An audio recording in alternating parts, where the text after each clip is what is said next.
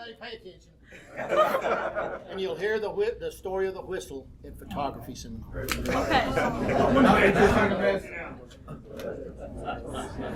Who all here is having a good time? Oh, yeah. Good deal. Good deal. That's good to see. I'm John Foresman. I'm Leroy Remer. Wild Bill.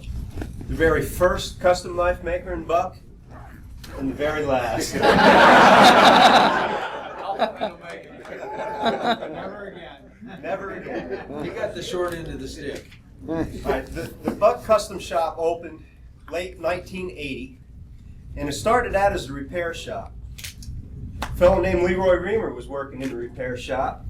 Mac McKinney headed up that shop and got to talking to Leroy, and you take over. How did the custom shop open? I was out back painting machines from blue to brown. All our machines in our shop were blue, so when we went from the factory on Magnolia to Wells Boulevard, everything went brown. Matt come out and I'm painting out there and he goes, "Hey, you're the new custom knife maker." I said, "Do I make any more money?" He says, "No." I said, "Okay." And we moved over to the new shop, set us up in a room about half this size, and we had what, 1, 2, 3, 4, 5, 6, about 7 guys in a room that was probably from the wall right there to here, and about this wide. You got all these machines in there, no dust collectors, no nothing. And that's how we started, you know. But when we started making custom knives, it was just me, and they started asking guys out in the line. Well, we didn't know what they were doing. They were bringing lead men in where they didn't have a job for them, so they're bringing them in, putting them in our shop. So that's how Dean Davison got in there, John Knapp. So it was me for probably about a year, and then John Knapp and Dean Davison come in. And then Mac, they decided to move us. Well, they just cut a hole in the wall next door and moved us right next door. So we had the small shop and the bigger shop. But, you know, they didn't know what they were really doing at the time. None of us did. You know, so when we started, we didn't have the machinery to cut anything out. So we had to go to other departments and steal from them. So I followed Mac around the clipboard, and we went to this department, walked in, put a tag on it, and said, "Oh, we're taking that. You use it?" "Nope." So I become Mackie Jr. Because that's how everybody looked at me, because I went around the shops. "You use that?" "Nope." I put a tag on it. "What are you doing?" "We're taking it. We needed machinery." So that's how the custom shop really started. And after that, it just got a little bigger and bigger, and they moved customer service away from us. And it was me, Dean, and John. And then we brought in Bob Miller. He was a little bit later. And then there was, who else was there? I can't remember, sorry. Well, when the shop first opened, you had mandrels, but no bandsaw.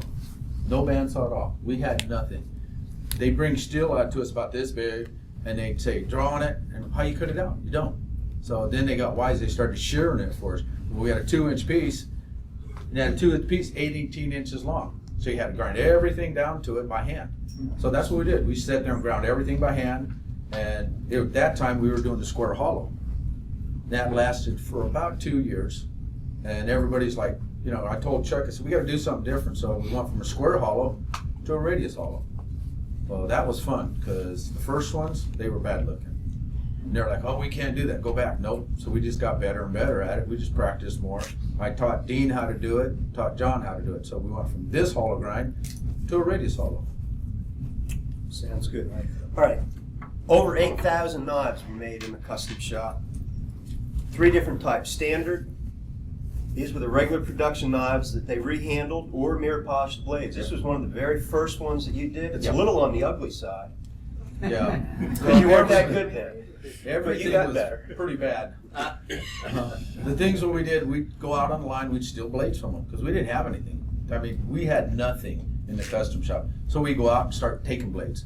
Well, the machine shop was right outside, so they were doing all the hollow grinding. So we go out and, "Hey, we need this, we take it. We need that, we take it." And so we just started customizing a lot of the factory line knives. We didn't do a lot of 110s. Our first project was the Mastodon Ivory one. Well, before that started, Mac and me, we were in the office and talking, and they come in, they said, "They've got some Mastodon Ivory down at the airport. Why don't you guys go get it?" Well, Mac had a 1965 Ford, little old step side. We drive down to the airport, back up to the cargo door, and the guy opens it up, and he goes, "It ain't gonna fit." They had 250,000 pounds of mastodon. We brought tusk home from in his car. We brought probably 9 of them. They're 17 inches in diameter, 17 feet long. You know, and me and Mac were trying to. We didn't bring enough people either. It was just unreal. This stuff, and then try to cut it up. We had nothing to do. We didn't have bandsaws, so we went next door to maintenance and used theirs. Oh, we got in trouble a lot, you know, because it stunk so bad. I was going to say, tell them how that mastodon smelled when you cut it around it. Well, can you imagine having a pair of dirty socks for about 2 years? And you pull them out and they stand? Oh yeah, I know, Jim. You can do it. But yeah, it was bad. Where did the mastodon come from? Chicken Creek, Alaska. It was in a strip mining company. I guess Vern was involved with it. Vern Taylor's the one who got it for us. So I don't know if he was involved with the strip mining company, but he come across it, and there was teeth in there. There were skulls. It was just unreal to see this stuff. You know, none of us ever seen it. You know, you see a skull of a mastodon this big and like this, and you see these big holes in it. That's where the dust were. They took high-powered hoses and just blasted away the dirt. And it uncovered the tusks and the skulls and all. Yeah. And that's how they found it, actually. All right, let's move on. We discussed that the very first custom knives were just customized production knives. Then it was developed into their own 900 series. Knives that were built just in the custom shop. Yeah. And we started out as the 921, 23, and 25. 25. Which you designed. Yeah, me and Mac designed them all. We were in the office and they wanted us to design knives. And the first one was our 921. This is 927. We designed a 921, 23, and 25. Then we designed a 927, the 931, 33, and 35, the 901, and the 903, and the 905. That was our first line of custom knives we ever made. And after that, then we started getting a little more fancier. We come up with the dagger, we did. And this was kind of a cheat process there for us because none of us knew how to hollow grind a double-edged dagger. So we went out to this hollow grind machines and had them do it. Well, that was not a good idea because you had a hollow grind up here and one down here. So one down here you had to match. And so all of our old daggers were double-edged and they were square hollows. We didn't do a radius hollow and double-edged because none of us knew what we were doing.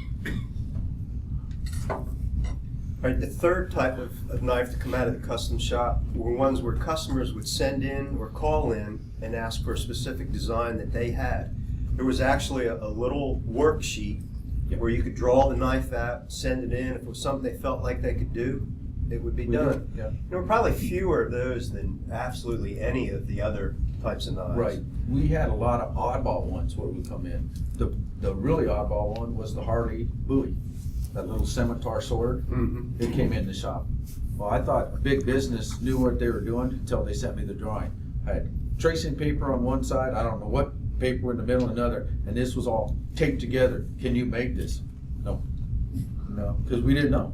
So we just sat down, grabbed paper, and redid it ourselves. We come up with the Harley dagger for them. All right, the first 1 to 200 knives that came out of the custom shop were stamped Buck, USA, or simply Buck.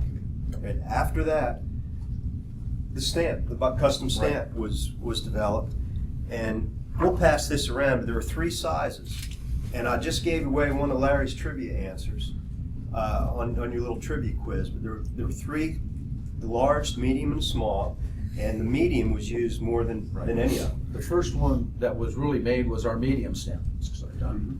It was our medium stamp. And then they went and had the large one made, and a couple years later the small one was made because we started stamping small knives. But our first one was our medium stamp that we had made. The very first one was this one right here. It just said Buck only.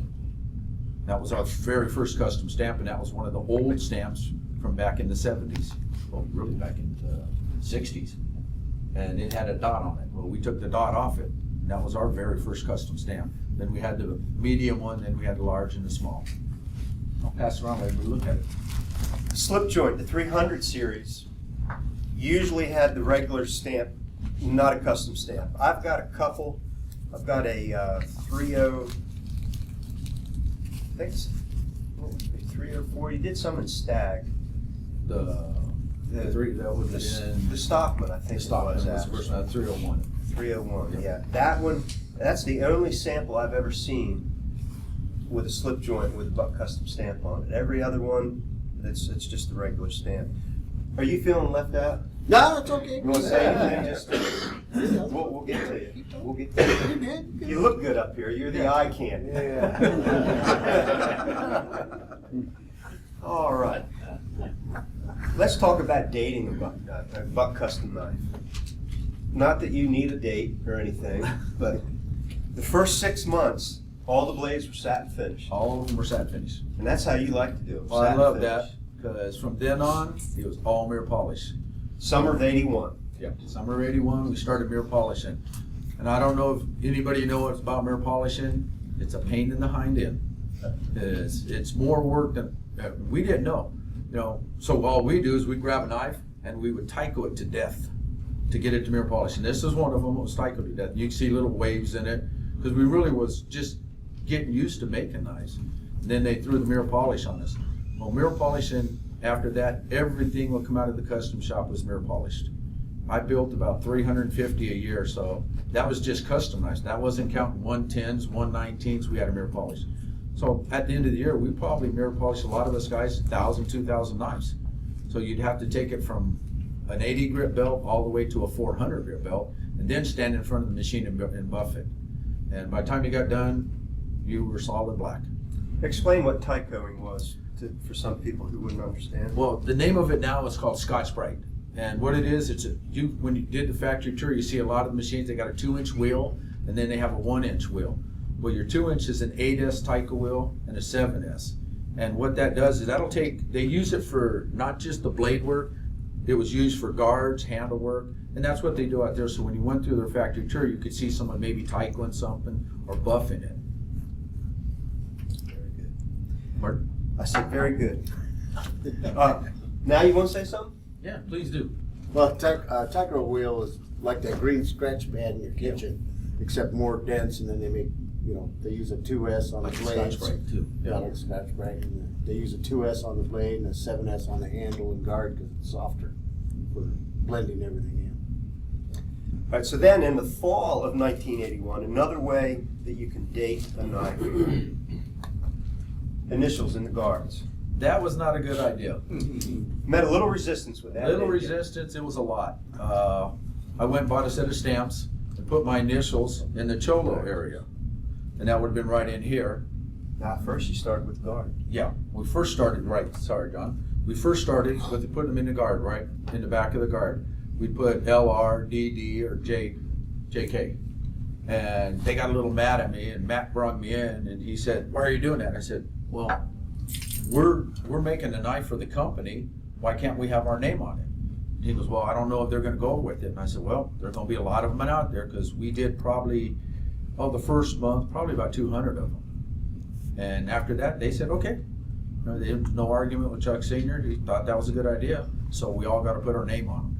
And really that helped out because people who bought them, they knew who made it. It really wasn't made, it was made by Buck, but you had a person there, they could ask how they did it. And a lot of people, they'd come in on their tour and they'd ask us, "Hey, I've got one of your knives. Did you make it?" "Yeah." And so that made it nice for us in the custom shop, and it made it nice for people buying knives because a lot of people would call up and ask for someone to make it. They'd ask for John to make it. They'd ask for me to make it.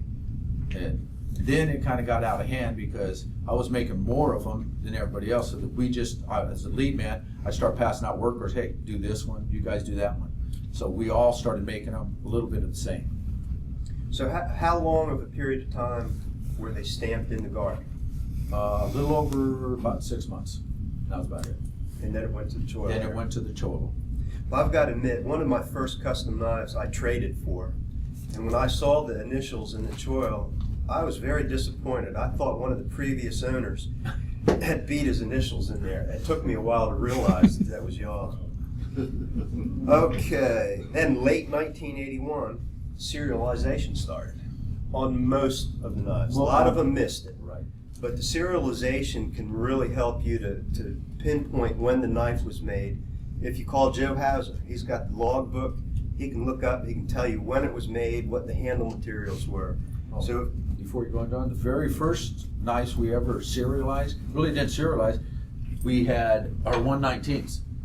We had David Crockett across the top, Daniel Boone, Wilde Hickok, and that's what Mac's idea. So that was really our first ones before our serialized. Just remember that. I hadn't heard that before. Serialization numbers. 3 digits are employee award knives. 4 digits were made for the general public. 1980 to 1984 was the square grind that Leroy was talking about. You can see where it goes down and straight down. And then from 1984 all the way up to 93, when the shop closed, was when the radius hollow was. So that'll help you to date the knife as well. Yes. And then any dagger that you get that's double stamped, it's an early one. Why did you stop doing the double stamping? Well, we didn't have a stamp machine at the time, and we were going next door to maintenance, and they had a 5-foot press. Well, none of us knew what we were doing, so we just started cranking down on it. And when you stamp one side, we stamp one opposite, pointing up or pointing down, and then we stamp it where you could read it. Well, when you stamp them back to back, and if you're not paying attention, you stamp too hard, they broke. So we probably broke about 20 daggers before we realized we had to stop doing the double stamp on them. So what time frame on the double stamps? It lasted probably about 3 months because we broke probably about 30 of them. So you're talking about December of 80 Yep. to maybe April, April. March of 1981. So that can really pinpoint it too. All right, let's move on to the steels. Tell us about the steels that you used. Now, at the beginning, all we used was 440C. They didn't have anything else at the time. We used 440C for a long time, and it was easy to mirror polish. So most of them that we did were mirror polished, and it was 440C. We went to 425. Can't remember when that was. Remember when that was, Bill? Well, you introduced, what, 425 in the 80s, 81 to 86, someone in the 81 to Yeah, 86? on the line they did, but we didn't use it. So probably I'd say about 84. We probably used it then because I can't remember, I'm sorry. But you couldn't mirror polish it because 425 was made for resistance in the ocean. I mean, you could drop 425 in the ocean and leave it there for a year, pull it out, it wouldn't rust. And there was no mirror polish on it, so we used it in the custom shop for a short time, and it was easier to tool and die because we had, after a while, we had our 921s, 23s blanked out for us. Well, it was easy to do that. 440C, it'd wear the die out real quick. So we went back to 440C after that. You know, we did a big run on 921s, 23s, and 25s and found out we couldn't mirror polish them, so we ended up putting them aside, using them for other projects, and went back to 440C. And you can tell if you look closely with the 425 modified, it'll show little pits. Pits all over them. There's a lot of them out there. If you've got a custom knife and you pick it up and you see little pits in it, that's your 425 modified. And we got problems with it. People started complaining, you know, they didn't like the pits, so that's why we stopped using it a lot too. Other steels were used. I've got a few with 154 CM, ATS 34, D2. D2. Yep. I don't have any D2s. You need to dig up some for me, okay? I guess I gotta go to my collection for you. There you go. I'll take it. What other steels? Anything exotic? We got into Damascus, we did, and that was for we did 119s. We started doing our own 110s in the custom shop. Well, we learned the hard way. None of us knew how to work with Damascus, so we did 110s. That was our first ones. We'd stick it in muriatic acid, and we'd leave it there for all night. Well, we'd come back the next day, and all you had was just a part of the blade. Everything else was gone. It was like, uh-oh. And we learned the hard way on that. But our biggest one was our subhill, the 904. That was what started the Damascus craze, really. The 119s did, but not as much. We didn't even have, we did a 935 in Damascus, but the most of them was our subhill, that was 904, our 935, and our 937. That was most of our Damascus ones we used. We didn't really use a lot of Damascus because no one really knew about it at the time. When the shop moved from up in the repair shop out onto the floor, was built in a cage? It's called Cell Block 33. That was me. I was kind of ornery on that one. Inmate number one. And number one. And how did the other employees look at the custom shop guys? Well, the reason why we were moved from inside out on the line is because they thought we were a bunch of goof-offs. You don't see us. We didn't eat lunch with them. We had different lunch schedules. We had different break schedules. So they thought all we did was goof off back there. They complained out there. Well, that was the worst thing they did. When you move a custom shop from a nice little area to a big area, so Pat Capiello asked me, where do you want? I want right in the 110 department, and I want the biggest fan right above us. We were going to get it back. We did. You start sanding Mastodon Ivory, and you've got a 4 football fields of people. I mean, you've never been around it before in your life.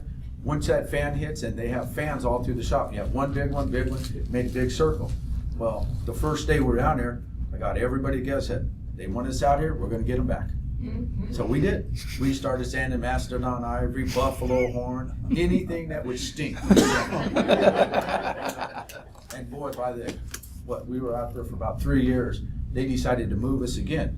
So they moved us by the warehouse. By the handle department. And that was another problem. Well, now you got all the stinky handle department, now you got us, and it's blowing around the shop. Can anybody in here believe that he would be that way? Yes. Yeah. No question. An interesting note, the Japanese consider mastodon dust as an aphrodisiac. Don't believe them. My wife chased me out of the house many a time. I had to change clothes out in the garage all the time. You know, now we're getting to your part. Okay. And probably a lot of people have heard how you came across the name Wild Bill Cody, but a lot of people may not have. So why don't you run us through that? Because no matter how many times I've heard it, I still enjoy it. Well, my dad was full-blood Irish, and my mom was in the hospital having a baby, and he was across the street having a couple beers. He figured he had time, so he moseys on into the hospital. The nurse stops him in the hallway and says, "Congratulations, Mr. Cody, you had a baby boy." And he goes, "Oh, great." She goes, "Have you decided on a name yet?" And he goes, "Yeah, write this down, Wild Bill." "Are you sure?" "Oh, yeah, we already talked about it." And then he goes in the hotel room, or not, hospital room, and my mom goes, "Hey, we had a baby boy." He goes, "Yeah, I know." He goes, have we finalized a name yet?" You know, "Already taken care of." She goes, "What did you do?" And so that's how I got stuck with it.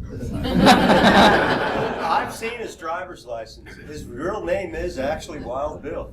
You showed me that in 1998, I think it was. Well, no one ever believed me. I worked. I got special pay in the Navy twice because they threw away my records. When they closed the San Diego plant, I had people I worked with for 25, 30 years come up to me and go, "Hey, Wild Bill, I just found out." I go, "Found out what?" "That's your real name." After all them years, everybody just assumes it's a nickname. That's what it is. All right, how about telling us how you got to become Buck's last custom knife maker? Well, we had a supervisor that wanted to keep me around, but he had too many A workers. So to hide me out on the list of paperwork, he'd slide me over to the custom shop to help out with the 500 series with the Apollo horn handles. So I'd go work over there, help kick out a bunch of them, then go back to 01. And I went back and forth, and then eventually I just ended up in the custom shop. And I was doing a lot of the grunt work and stuff like that. Well, then they decided to close down the custom shop. And Before you get to that, though, okay. Let them know that you were the last custom knife maker, but you were also the first spy. In the Yes. custom shop. Yes, they thought the guys in the custom shop. This was after Leroy was gone. The guys in the custom shop. They asked me to go. "Hey, punch me out. I'm gonna leave early." I said, "No, I ain't doing that. I'm not gonna play that game." So they go, "Oh, you're a company spy." So they marked me as a company man. So I just didn't want to get fired. But they blanked me out as a company man, and they would hide everything from me. So I'd try to learn by watching these guys, and they'd move away from me. They wouldn't show me anything. They wouldn't teach me anything. They threw away patterns and everything. You made some phone calls asking for some advice, didn't you, on hollow grinding? Yep. When they closed the shop down, I was told by Buck that I go, well, I've never really hollow ground or anything. I can make a handle, no problem. I can modify a knife like crazy, but I've never hollow ground. And I said, oh, don't worry about it. The new job that we're opening up called Special Projects, all you're going to be doing is modifying regular blades. I said, well, I can do that. Second day on the job, they hand me this blank, and they go, well, Billy, you got 2 hours. Hollow grind and make this blade for us. We have a meeting. And I go, you lied. So I got I called Leroy. I said, hey, I got like 2 hours to make this blade. I go, how do you hollow grind? What do you do? He goes, start with your left hand. And fake it. And fake it. So that was my custom training. That kind of hurts that most of my knives were faked. Sorry, John. Tell us how you developed or invented the raised inlay, as I like to call it. Yeah, the raised inlay. I was looking at a piece of antler, and I noticed that when you sand on the antler, it's like tree bark, it's only so deep. So when you sand on the antler, the color will come off. So I sat there and I go, so if I glue a picture on top, drill a little hole and cut it out, it'll fall out the bottom, sand off the color and push it back in. Well, I was making them level, and then Chuck suggested that you push it up a little higher so it would help be raised. So Chuck kind of helped me out on that. And sometimes I would cut it too much, so it didn't do that. And Chuck said, well, I like it better when it's sticking out. So that's when I started, I just pushed it up a little higher. That's all. And then I started burning it and cutting it and making different designs. Explain the angle that you use so that it will go up. I use like a reverse cork. So I cut it at a slight angle so it falls out the bottom and it wedges in. So some of the material is removed by the saw blade, so it actually slides up a little higher than the original cut because the material was removed. And that gives it such a tight fit. It's a tight fit because it's the same cut. It's the same piece that was in there. It's just pushed up. So I take it to custom knife shows, and the custom knife makers go, well, that's not carved in, it's sticking up. Well, how'd you get that on there? Because it's not a flat surface that you can glue onto. So nobody could figure it out how I was doing it, so I just did it for Buck for many years. Excuse me while I whip this out. I'm glad George is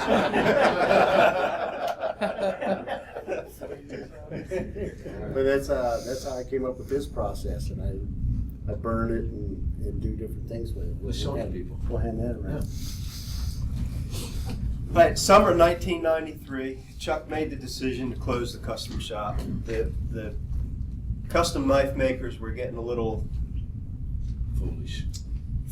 Yeah, they were taking too long to make knives. They were getting a chip on their shoulder, and the costs of the custom knives had to keep going up, and it just wasn't profitable anymore. So sadly, it closed. And you really took on the major role after the shop was closed. And even to this day continue to do so, even though you're not an actual employee. But what's your role today, and what was it leading up to today? Well, I was helping to design at least a dozen knives or more every year for the Special Projects Department. So I would do things at home the way I liked them, and then I'd do them at work the way I was told to do them. And then I started bringing them into work and say, hey, look at this. And they go, oh, we like that. Can we do that? And I said, sure, go ahead.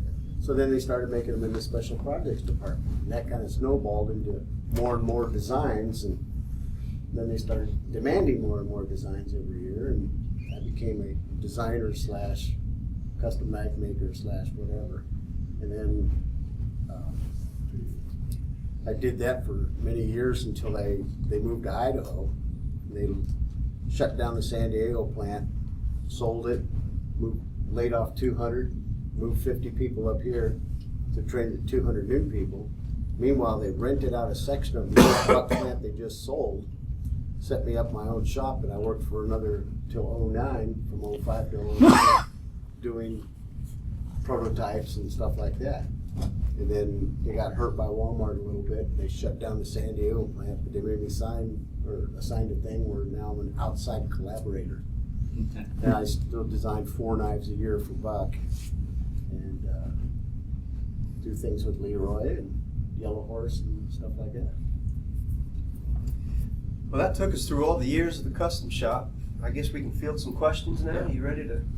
And please speak up loudly when you ask a question, so that we've got this boom mic here, so you'll need to talk loud so it'll be recorded properly. When you made your first Damascus knives in the custom shop, what sort of Damascus was that? Was it carbon or stainless or? It was carbon. They didn't have stainless at the time, and Tim Zawada was the first one who made it for us. No, excuse me. It was made overseas. I don't know where it come from. I think it come from Turkey. But In it was, India, they were marked India. Mark India. Yeah, you're right. So our first Damascus was from India, and it was all carbon. We didn't know the mixture of it. That was our 119s, our 937s. They were the ones we used. But our sub hilt was done by Tim Zawada, and it was stainless, not stainless steel. It was D2 and 5160.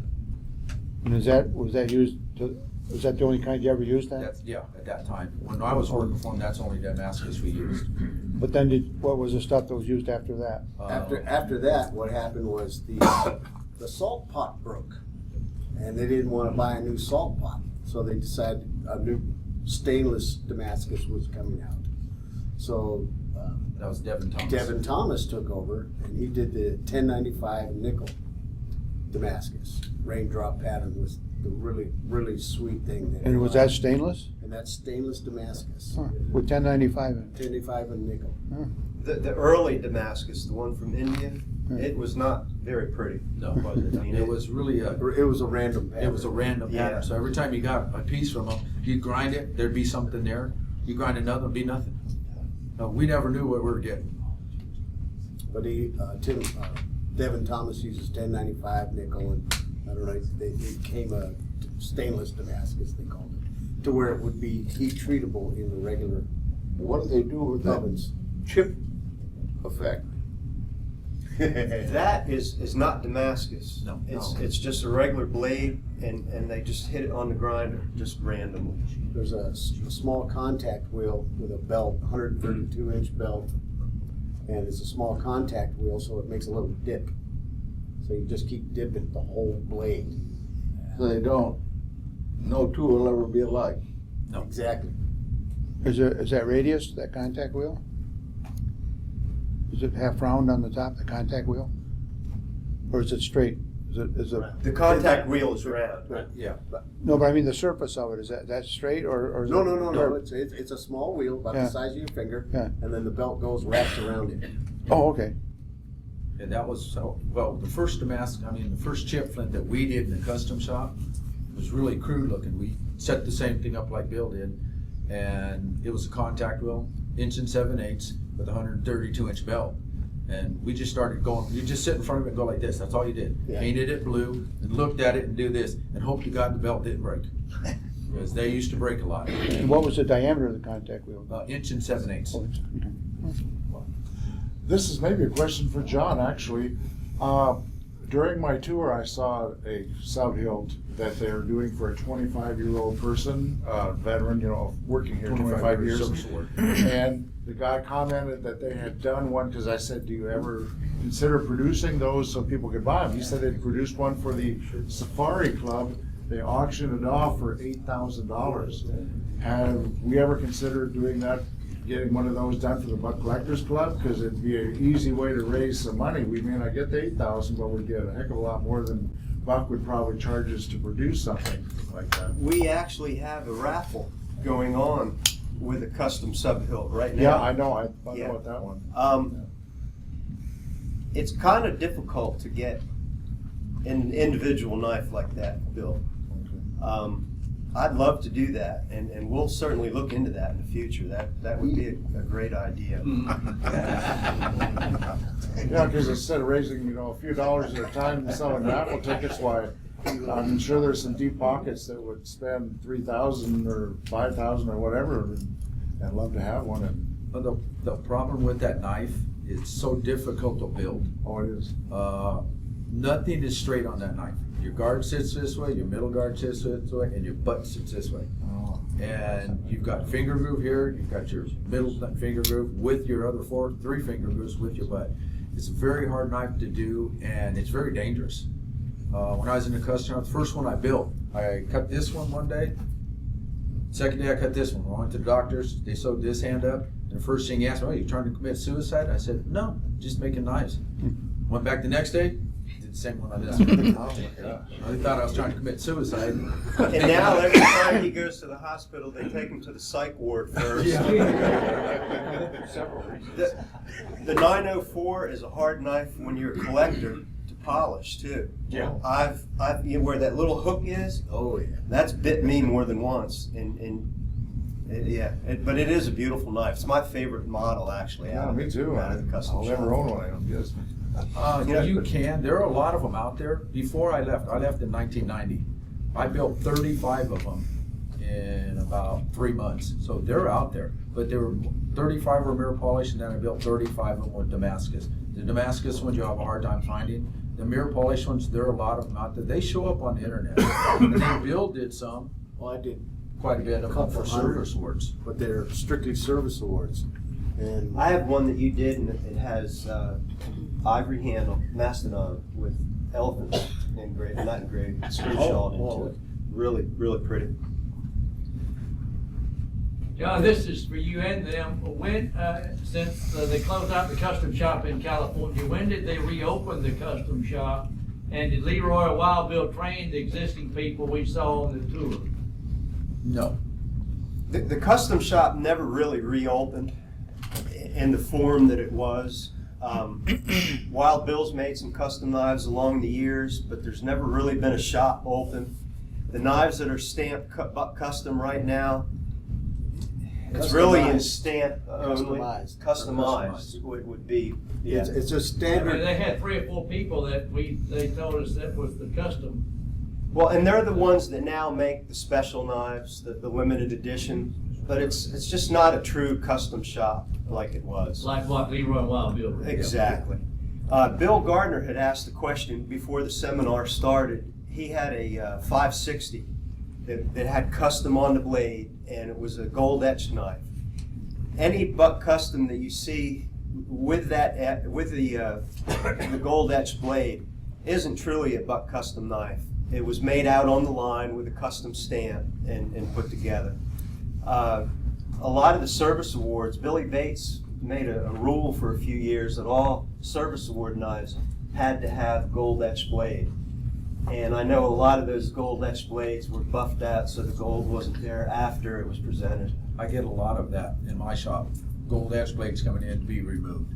904 is a lot. Why would they want it removed? Well, if you buy a service award and has someone's name on it and the year on one side, and then you have the gold etching on the other, a lot of people don't want it. They want to go back to the original. Oh. Yeah. Speak loudly, please. So I will do that.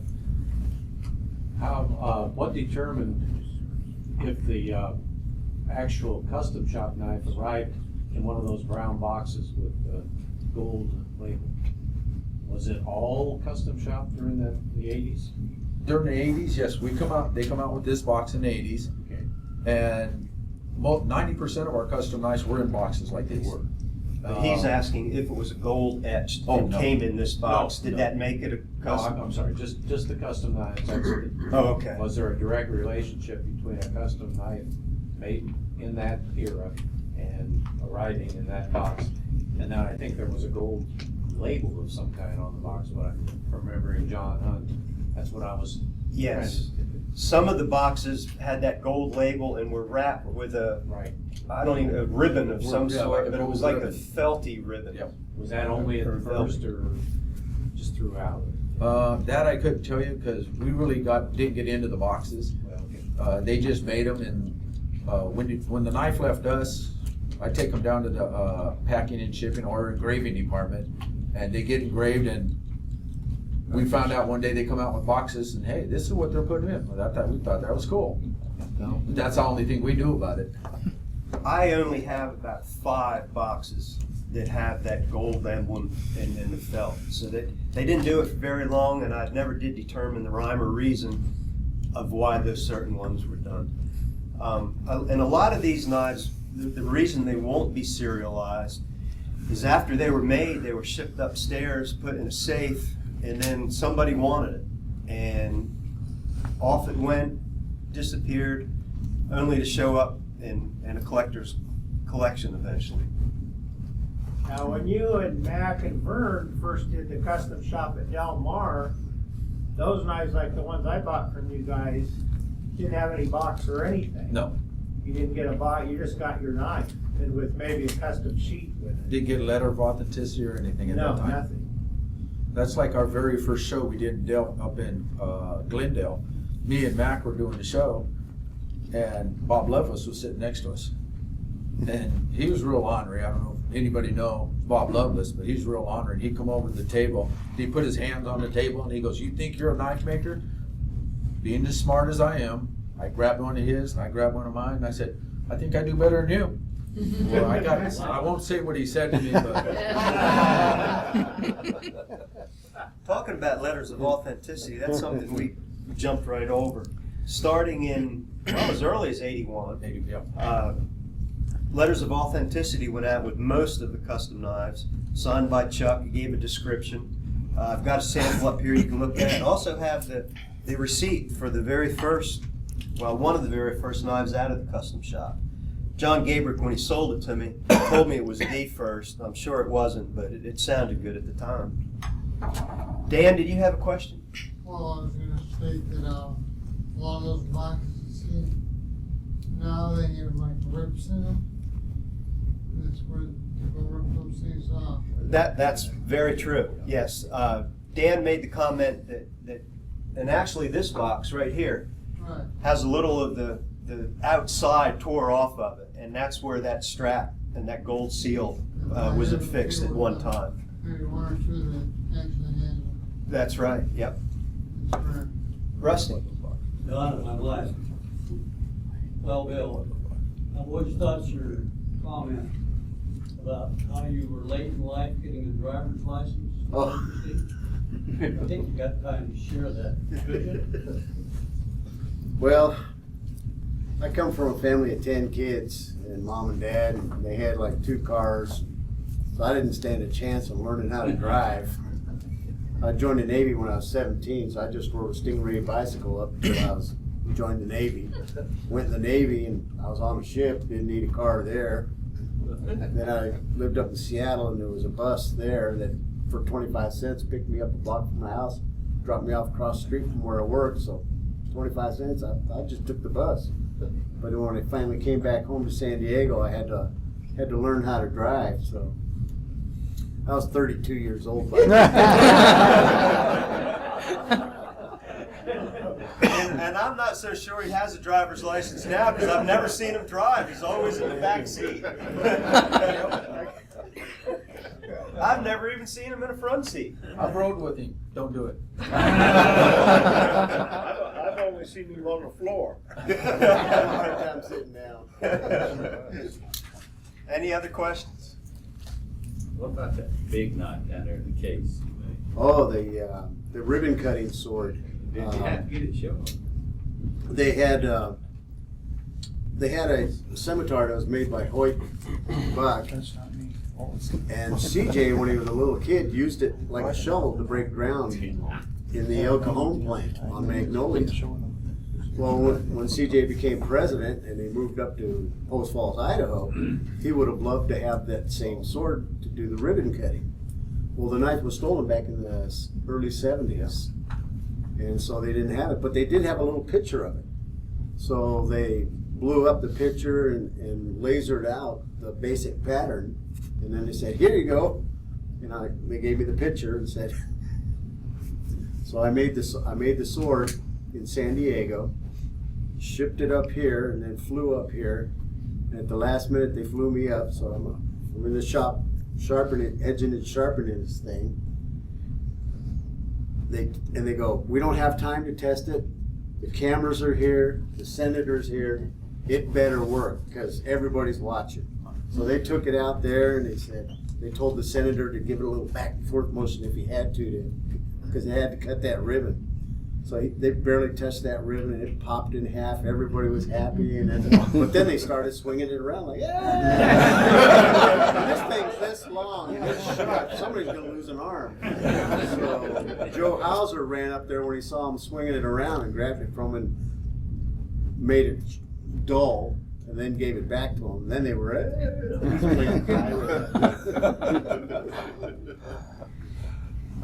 Any other questions? Well, okay, up here I've got handouts. Anybody that wants some information on the shop, a custom log production. You can see how many knives were made of each. A little bit of everything, so help yourself too. If you want to take a look at the knives, feel free to. And thank you all for coming.